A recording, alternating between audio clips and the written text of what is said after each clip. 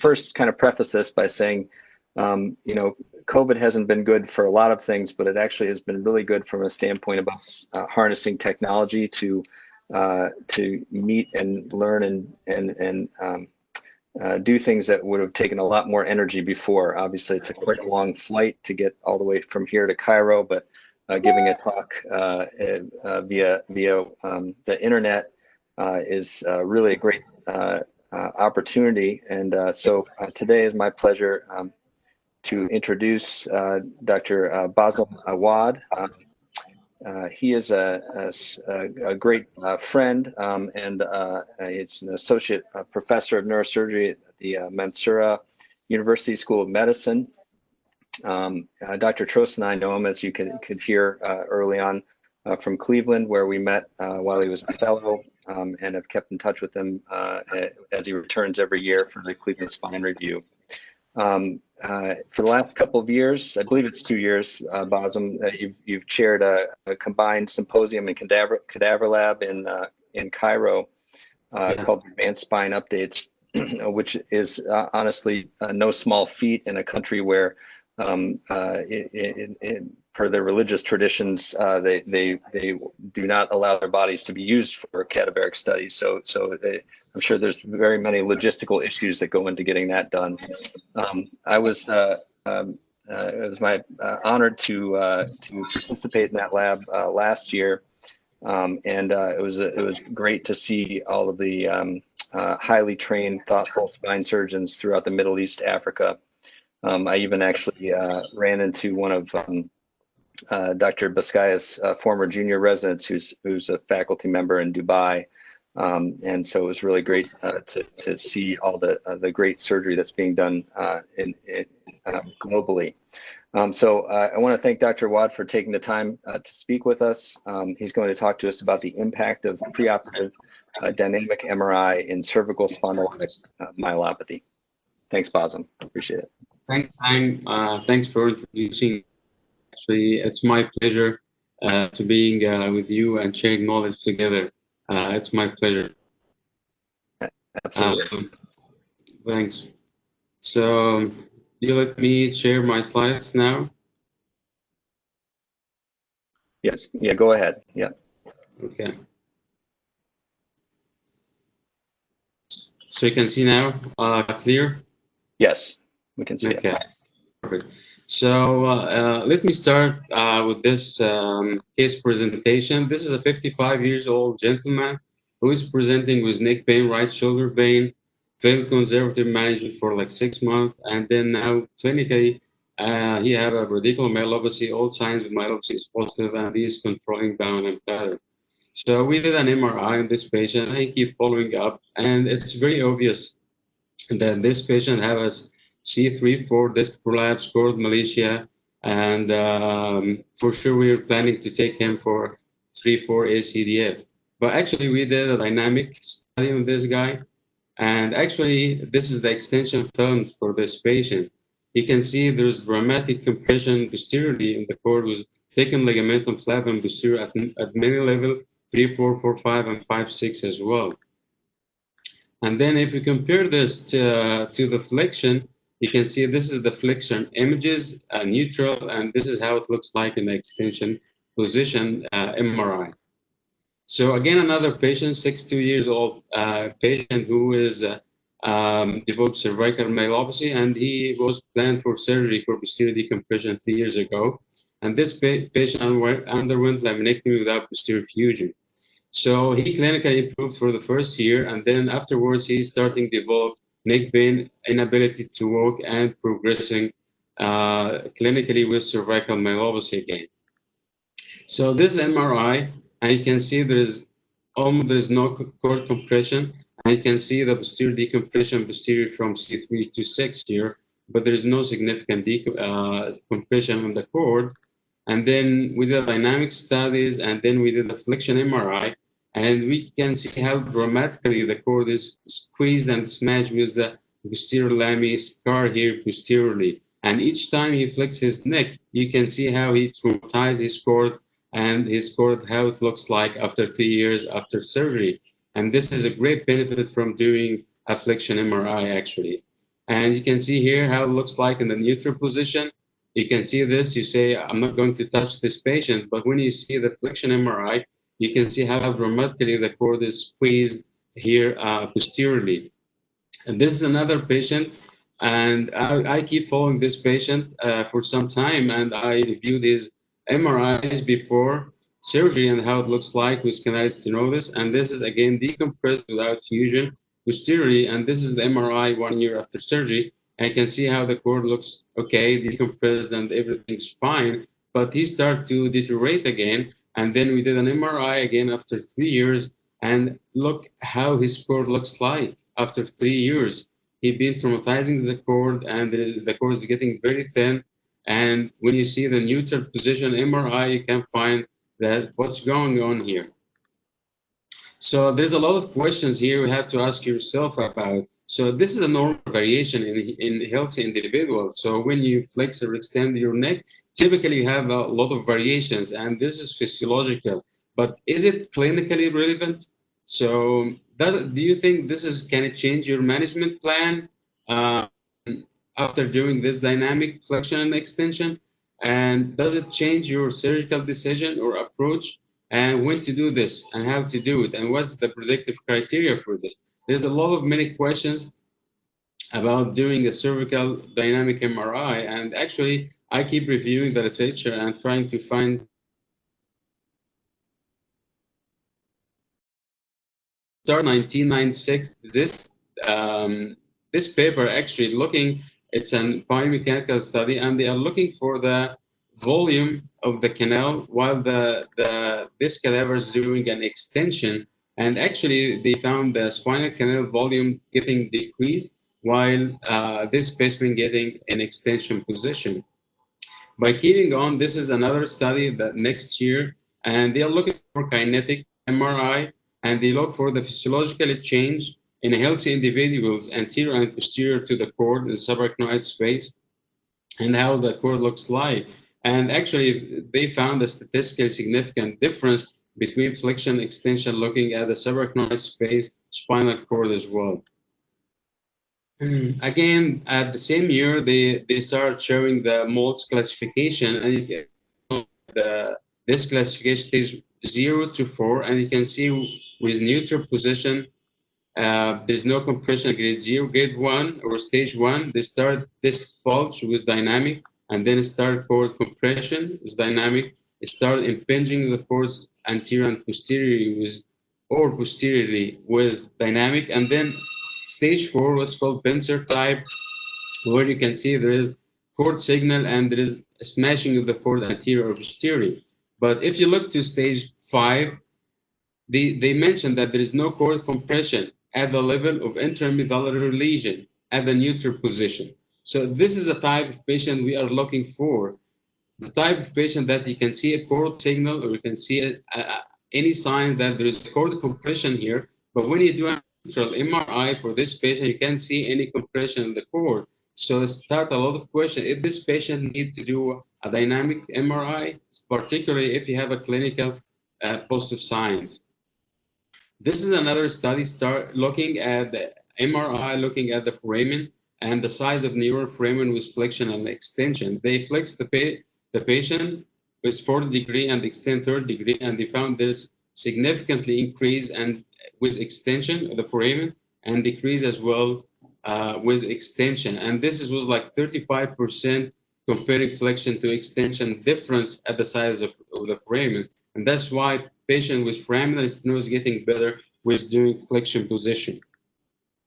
Again, this is a CT study, and they look at the foraminal height, the width, and the foraminal area. And you can see with flexion, the foraminal area and height, how it looks like, which is statistically significant compared to the extension position. When they extend their neck, the foramen getting narrow.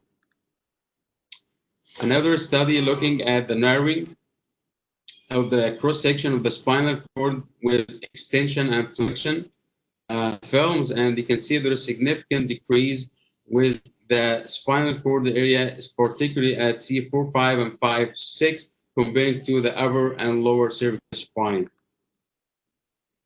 So this is an interesting study. They're looking for the cup angle velocity in the cervical spine during flexion and extension. And you can see, and they mentioned that the intervertebral movement of various cervical spine are not uniform motion. And they found that at 4-5 and 5-6, there is significant complex kinetic changes at the sagittal orientation while flexion, extension, or dynamic motion. Again, you can see this is pictures. This is an amazing one. And you can see the MRI for the cervical spine and flexion. And you can see the same patient while extending his neck. And you can see how incredibly the cord getting compressed comparing extension and flexion position. And they look at the same levels 4-5 and 5-6. And you can see this is with a neutral position. And this is with extension position. You can see how functional cord impingement you can see differently comparing flexion, neutral, and extension, particularly again at C4-5 and 5-6 levels. So this is another one, another study looking at the clinical value of this. So can we assess the clinical function of the patient comparing to the size of the cord, or how compression to the cord and how compression can be done while motion, and this can affect. And actually they found that the surface area of the cord with the spinal cord from 50 to 60 or less than 50 millimeters is getting clinically correlated or clinical signs with this size of the cord. So this is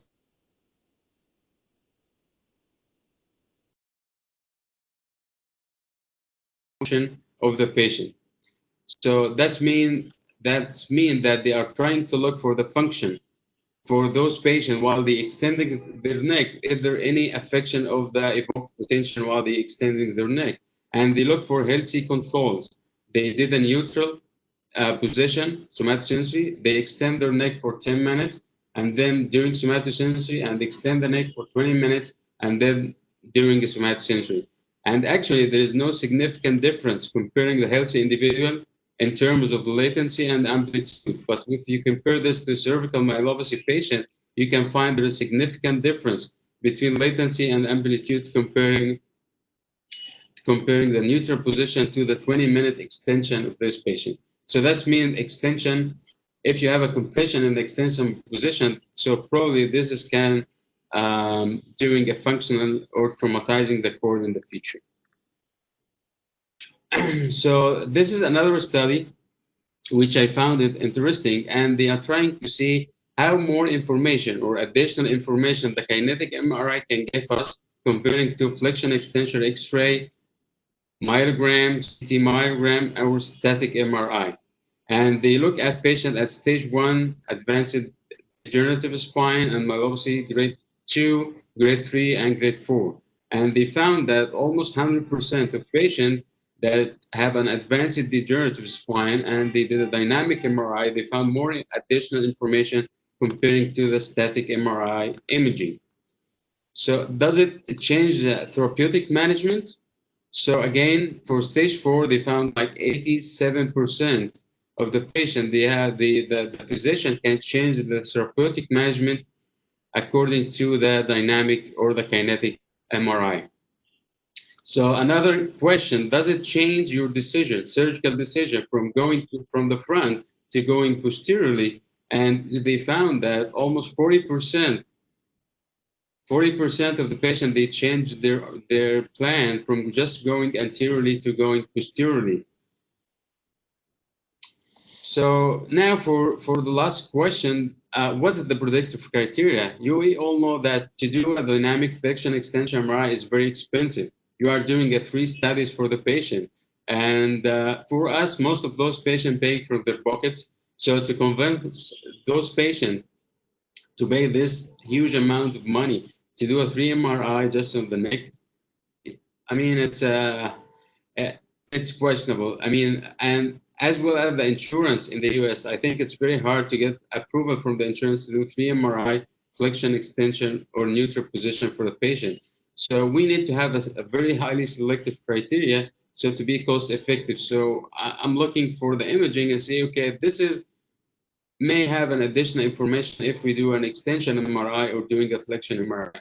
So they started looking for a variety of things, looking for cervical curvature, spinal canal space, cervical degenerative stage, instability, and cord signal intensity, and trying to do a dynamic imaging and see how many of those patients were positive findings with a dynamic. And what they found, I mean, significantly was a cervical degenerative stage. So as much as the patient have a high degenerative stage level, so probably you can find some positive finding that can change your plan or future plan, and as well as the spinal canal stenosis. So it's important to look and find where is the predictive criteria when you can ask for this expensive multiple flexion and extension MRI. Actually, we don't have an answer yet for this.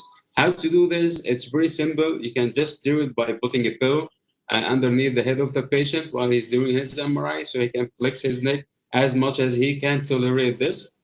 If you want to do an extension, you can put the pillows underneath the shoulders so the patient can extend his neck while he's doing the study. And he can stop the study at any time if he starts having tingling, numbness, or any discomfort. Again, at some places, they publish this, what's called the NeuroSwing system, where you can automatically control the flexion and extension according to the degree and the comfort of the patient accordingly during his MRI. So again, this is another patient, and you can see the flexion MRI for this patient, and you can see the level disc collapse, and you can see when we did some extension, you can see how extensively the compression looks like at this level, which seems not much compression comparing to extension view and some posterior element here and some posterior elements at the level below as well. Again, another patient, he have an ACDF probably at this level, and this is the flexion position. And then the patient is still complaining, and then when we did an extension view, and you can see there's a posterior element compression at the level below the ACDF level. So this is a very interesting case, actually. This is an orthopedic guy. He's 40 years old, and he's complaining since 2 years from neck pain, particularly when he extending his neck. And he have a tingling numbness more to the right hand. He have difficulty to operate now. When we did an exam, he is motor intact, and actually he had an MRI which showing 5-6 disc prolapse. But we can see all here, there is a sport signal at this point here.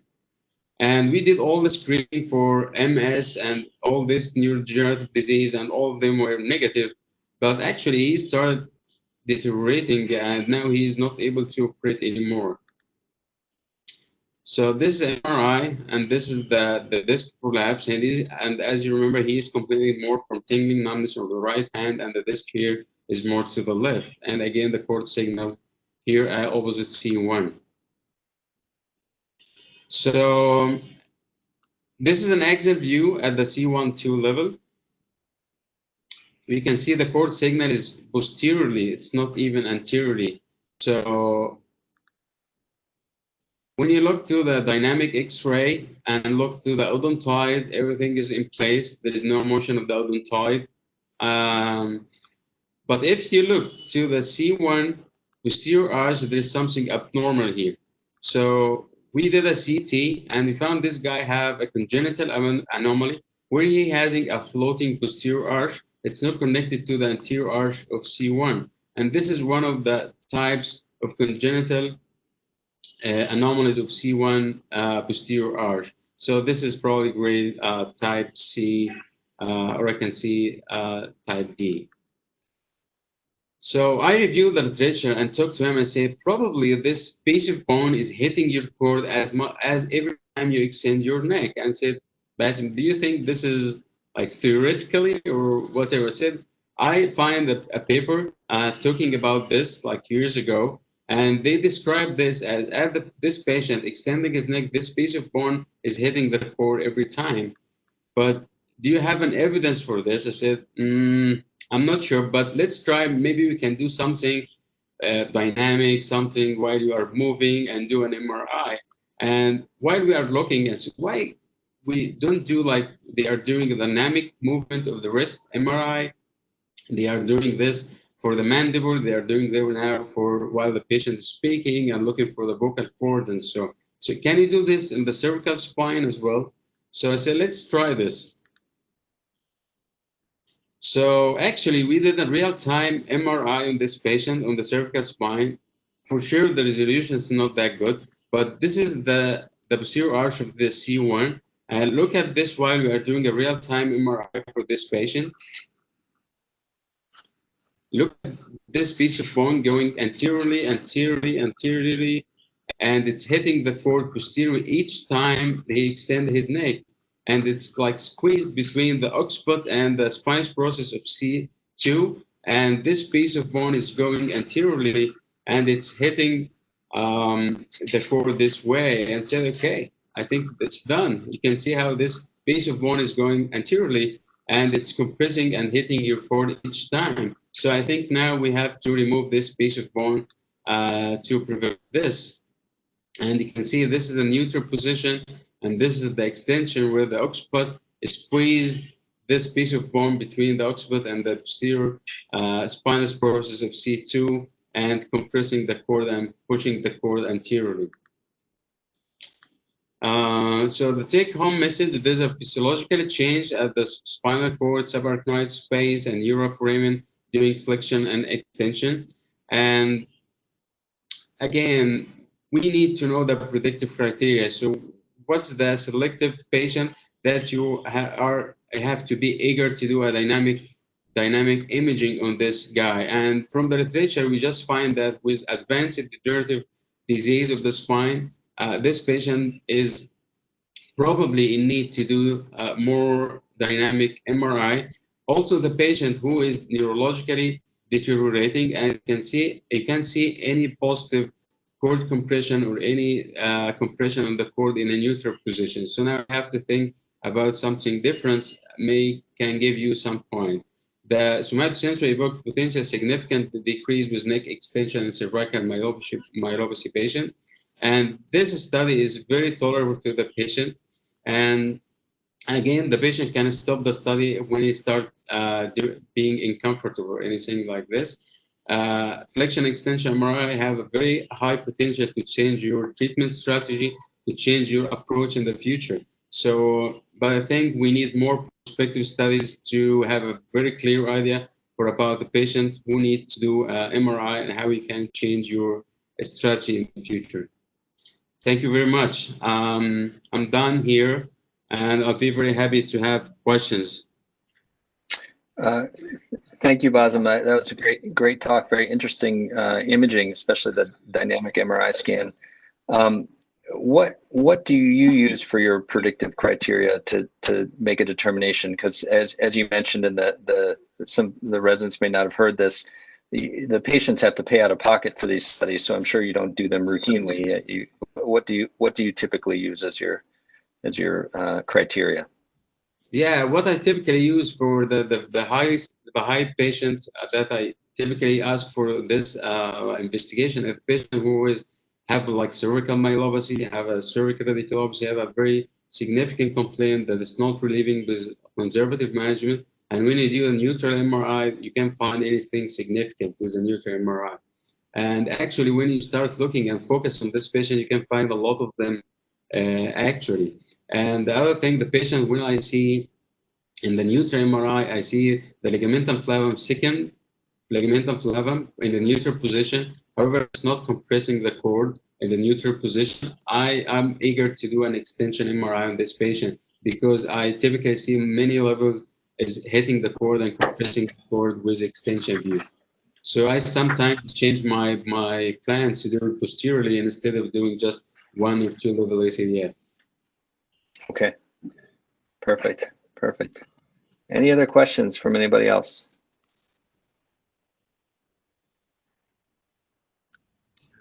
I think it's a great example of using all your tools. And you do point out the importance of getting, people to recognize funding for these things. But I do think a lot of the cost of MRI is in sequences we don't need. You showed really 3 sequences, which is a lot easier than the 30 they usually give us. If you focus it, I think we should be charged appropriately.